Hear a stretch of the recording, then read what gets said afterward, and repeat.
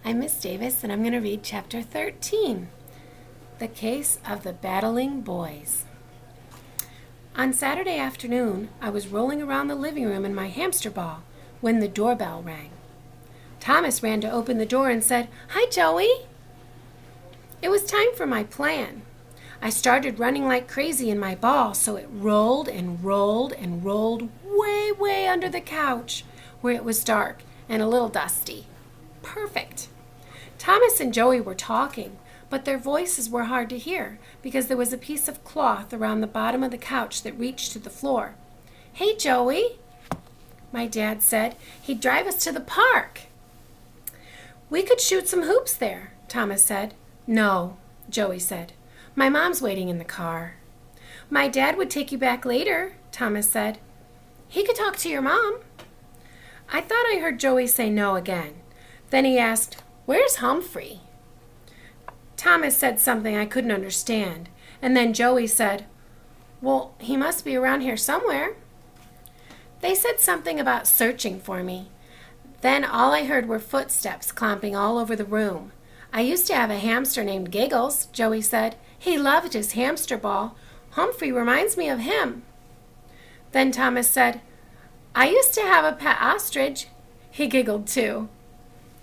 "I did," Thomas insisted. "His name was Ozzy." Joey sighed. "Let's just find Humphrey." The boys were quiet again except for their footsteps. "He must be under something," Joey said.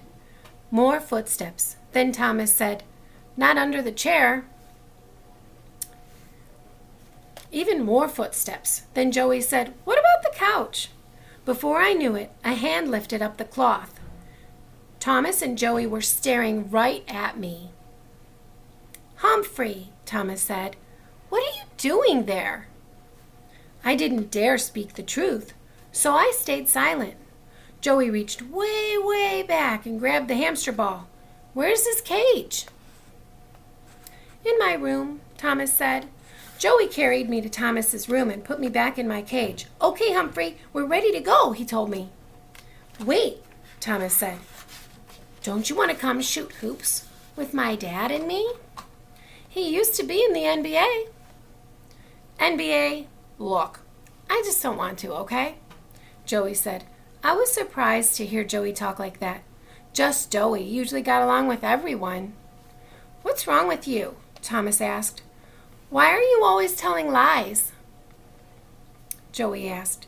"Your dad wasn't in the NBA, and he's not a detective or an airline pilot or any of that stuff, right?" Thomas hesitated. "No," he admitted, "but he's in the transportation business. He sells cars."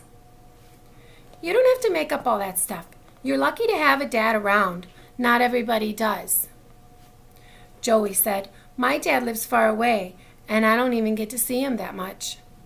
"But I don't lie about him." "Sorry," Thomas said. He sounded sorry. I was sorry that Joey didn't get to see his dad that much, too. But Joey wasn't finished with Thomas. "What about the lost and found?" Thomas rolled his eyes. It was kind of creepy in there, but maybe the severed hand was just a glove. "And the ostrich?" Joey asked. Thomas laughed. "I did have an ostrich named Ozzy, but it was a toy when I was little." Joey grinned. "I believe that. What about the shark teeth?" "That's true," Thomas said. "I'll show you." He opened a drawer and handed a box to Joey. "Here they are." Joey's eyes got really big when he looked inside the box. "Wow, these really are shark teeth." "My uncle gave them to me," Thomas said. "He's in the Navy, and that's true." I scrambled to get a peek at the shark teeth. Eek! They looked unsqueakably sharp. Joey stared at the teeth. "Do you know what kind they are?" Thomas shook his head. "The library has a book on sharks. We could look them up later," Joey said. "Together?" Thomas asked. Just Joey grinned. "Yeah, if you don't make stuff up." Thomas nodded and said, "I just like to make things sound more interesting." "You don't need to," Joey answered. Thomas seemed surprised. "I don't?" "Just be you. Just Thomas," Joey said. Thomas thought for a second. Okay, so do you want to shoot hoops before we go to the library, he asked. Joey did, which made me feel great, great, great. We went out and talked to his mom. Then Mr. True took Joey and Thomas away for a long time. When they came back, they had a new idea. Joey would spend the night at Thomas's and they would look after me together. That meant I wasn't going to Joey's house after all. I wasn't all that disappointed, since he had a dog named Skipper who caught frisbees in his teeth. I'd seen the tooth marks, so I'm pretty sure he wasn't exaggerating. I'd rather be around shark's teeth with no shark attached than a dog with teeth still in its mouth. And on Sunday, I was thrilled when Thomas and Joey studied for the big math test together. Before class started on Monday, Joey told his friends about Thomas's amazing shark tooth collection. You mean that was true? Simon asked. Yes, Joey said. It really was. Then Thomas said, I guess I exaggerated about some other things. I'm sorry about that. I just like a good story. Me too. Do it now, Daniel said, especially Sherlock Holmes. Sherlock Holmes? We've got to do well on our tests so we can hear the end of that story, Tall Paul said. I studied, Harry said. Me too, Simon said. Yep, I did too, Small Paul said. That was good news. After attendance, Mr. E got right to work, and the math test began. I watched my friends thinking, writing, erasing, and writing some more. After the test was over, my friends begged Mr. E to grade them right away. So while they were at recess, he sat at Mrs. Brisbane's desk and marked each one. When he was finished, he smiled. Good, he said. Very good. Did you hear that, Og? I squeaked. I looked over just as my friend did a magnificent dive into the water. I guess he had heard. When my classmates came back after recess, all eyes were on Mr. E. Well, class, I'm sorry to tell you, Mr. E paused. My friends looked very, very, very nervous. That I'm going to have to read you the rest of the Red-Headed League. Everybody cheered, including me. You all did very well on the test, he said. Naturally, with all that cheering, the door opened and there was Mrs. Wright. I could hear your class all the way down the hall, she said. Still smiling, Mr. E walked toward her. I'm sorry, Mrs. Wright. We were celebrating the great job my students did on their math test. Mrs. Wright looked surprised. Oh, well, that's good news. We'll cheer a little more quietly next time, Mr. E said. Thank you, Mr. Edenopoulos, Mrs. Wright replied.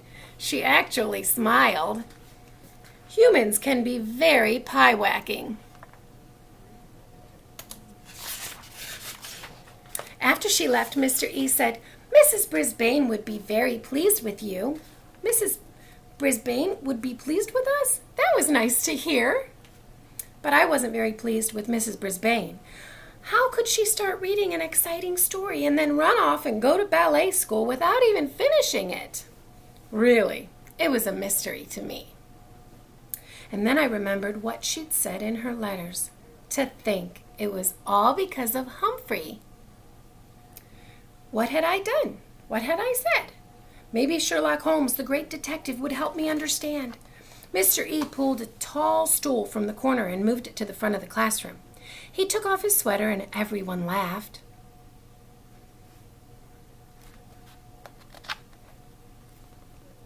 He had on a black t-shirt that had Mr. E in red wavy letters and a cartoon of a man with bright red hair that looked a lot like him. He sat on the stool and in a mysterious voice said, "A mystery read by Mr. E." He opened the big red book and said, "And now, the exciting conclusion of the adventure of the Red-Headed League." He began to read. He was an excellent story reader, every bit as good as Mrs. Brisbane. Hold on, I have to turn on the light.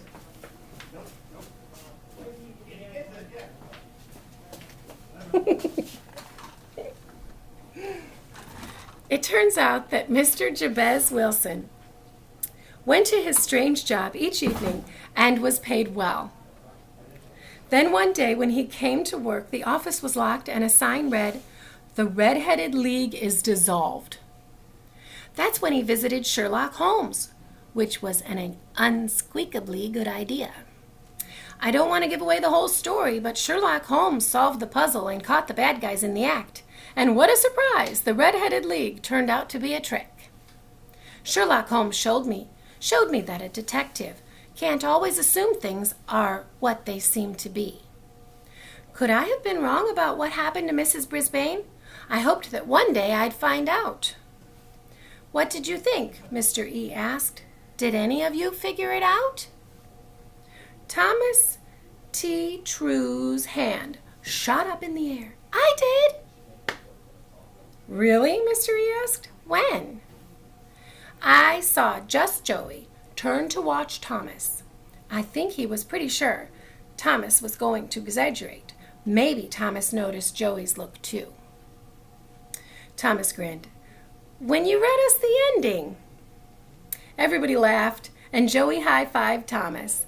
After he was finished with the story, Mr. E gave us a lesson on Egypt. A lesson on writing sentences, and a new math problem. He even showed us different kinds of clouds with cool pictures on a projector. We were busy, busy, busy. Near the end of the day, Mr. Morales stopped by room 26. He was wearing a tie with little gold stars all over it. I don't want to interrupt your studies, he said. I just want to say that I heard this class did a tremendous job on the math test today. Mr. E nodded. They really did. Are you proud of yourselves? My classmates cheered and clapped. I hopped up and down and squeaked, yes, yes, yes. Congratulations, Mr. E and class. Keep up the good work, the principal said. I was unsqueakably proud of Mr. E. It looked as if he was turning into a good teacher. And my friends still liked him. I guess I liked him too. Humphrey's Detectionary. Sometimes a detective learns something surprising about himself. He might even learn that someone he didn't like is a really good human after all. Okay, boys and girls, I hope you enjoy the rest of the book.